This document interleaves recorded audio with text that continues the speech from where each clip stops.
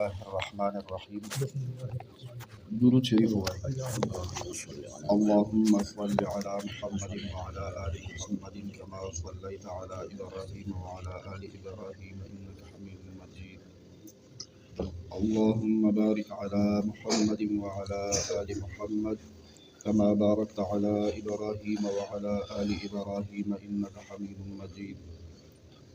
باب كراهة قول ما شاء الله وشاء فلان. باب د دې خبرې باره کې دی چې شریعت کې زموږ دین کې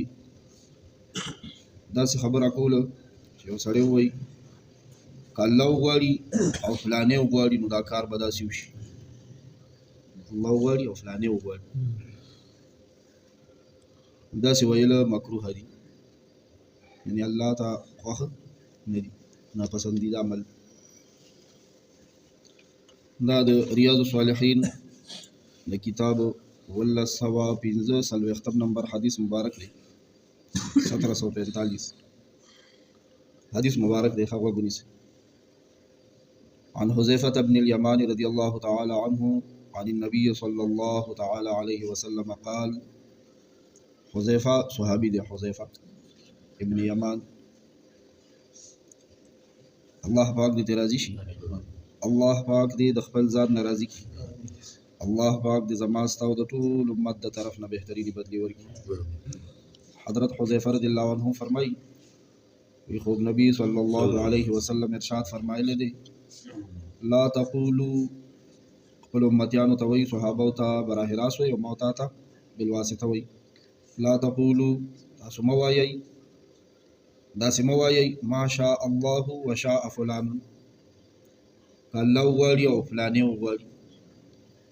که الله وغواړي او فلانې وغواړي داسې مه وایي. ولکن قولو د دې په ځای باندې داسې وایي ما شاء الله، که الله وغوښته ثم شاء فلان، بیا فلانې وغوښته، نو دا کار به داسې وشي. څه فرق پکې راووتو نو دې دواړو خبرو فرق به هغه سړی پوه شي چې چا ورته دماغ متوجه کړي، د دماغ تارونه چې څوک متوجه نه وي چې دواړه خو یو خبرې وې کړي یو نه ده. اوله چې کومې نمنه راغلې ده که نه داسې د ما ته ګورئ ما شاء الله وشاء فلان، که الله وغوښته او فلاني وغوښته دا کار به داسې وشي. دې نمنه راغلې او د دې ویلو اجازت ته چې که الله وغوښته بیا فلاني وغوښته او دا خو شرک دا ځکه دا خو دې خو بیا خیر د ګرامر طالبان پوهېږي چې یو کې واو راغلی دی عاطف او بل کې ثم راغلی دی، واو او ثم دې فرقونه باندې خو مونږ او تاسو ته پوهېدل ګران دي. دا خو چې چا پوره ټایم ورکړي علم لکه نه دا د دین طالبان او طالبات چې دي حروف عاطفه وي،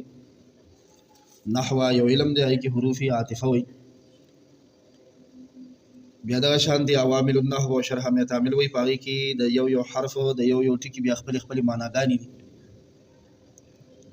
هغه خو هغه چا ته زده کول اسان دي چې چا پوره وخت ورکړی دی، خو د یو کې دومره کار دی که نه چې کوم کې منه راغلې ده دې کې د الله خوښه او د بنده خوښه یو ځای کړه، جمع یې کړه،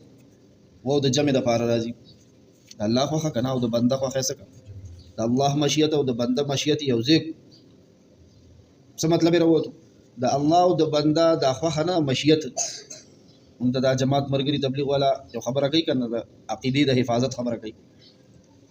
چې هغه څه به کېږي چې څوک یې غواړي الله، د الله د امر د مشیت د اذن د حکم نه بغیر یو څیز هم نشي کېږي،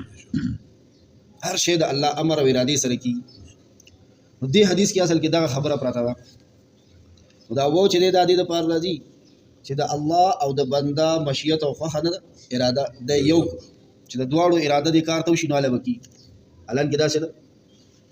الله د بنده ارادې ته محتاج نه دی، بنده اراده کوي او که نه کوي الله چې اراده وکړي کار به کېږي. دا داسې کوي داسې به وي نه وایئ. زمونږ سهاره چې ده که نه هغه الله پاک دی او مونږ او تاسو خو داسې نه وایو، دا خو د عربو کې ویلی کېده. مونږ او تاسو یو بل ټکی وایو، مونږ او تاسو وایو پتا به شي او په خدای به شي. وایو که نه وایو چاته هم څه خرګوډي که نه نو څه ورته وایو تا بشي او په خدای بشي تا مې مخکې کو او خدای مې وروسته کو په تا بشي او په خدای بشي بس چې عقیده مضبوطه وي که نه بیا خیر دی که دغه ټکي بیا صحیح ده اجازت دی درته خو چې دا اوس مونږ کومه کچه عقیدې سره روان یو که نه دې وخت کې بیخي دا ټکي منع دی ښه پخې عقیدې والا دپاره ویل جایز دي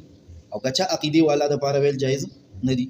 پخه عقیده څه ته وایي او کچه عقیده څه ته وایي استاد جي په دې پوهېږي دا خو زمونږ او ستاسو د زړه بیخ ته ننوته دا خبره که نه چې د الله د ارادې نه بغیر هېڅ یو کار هم نه کېږي او اصل د کارونو د کولو دپاره د الله اذن دی مشیت ته اراده ده چې کوم محنت روان دی که نه او یو خبره کېږي چې هر څه د الله نه کېږي د الله د غیر نه هېڅ هم نه کېږي په دې کې یقین وشه زمونږ د نږدې زمانې مشرانو په دې یو ټکي کې زندګۍ وقف کې زندګۍ د یو ټکي له زندګي ورکړې وه د الله نه کېږي د الله د غیر نه کېږي د دې څه مطلب دی چې زمونږ د عقیده محکمه شي چې څه کېږي دا د الله امر او ارادې سره کېږي ګورې د بنده اراده نه ده د بنده اراده مړه دا هم هله کېږي چې د دې ارادې دپاره الله څه وکړي اراده وکړي بس خبره ختمه شوه که پوهېږئ د بنده اراده نه ده اراده غوښته مشیت دا هم هله کېږي که نه چې د دې دپاره الله څه وکړي اراده وکړي بس خبره ختمه شوه چې ورته سوچ یو مسبب الاسباب دی او یو اسباب دي مسبب الاسباب اسباب مهیا کون کې په اصل کې کار کون کې هغه د الله ذات دی او یو سبب دی یو د یو کار دپاره په دې جهان کې څه دی سبب اختیارول مثلا عقیده خو مې دا ده چې کارونه سمولو والا څوک دی الله پاک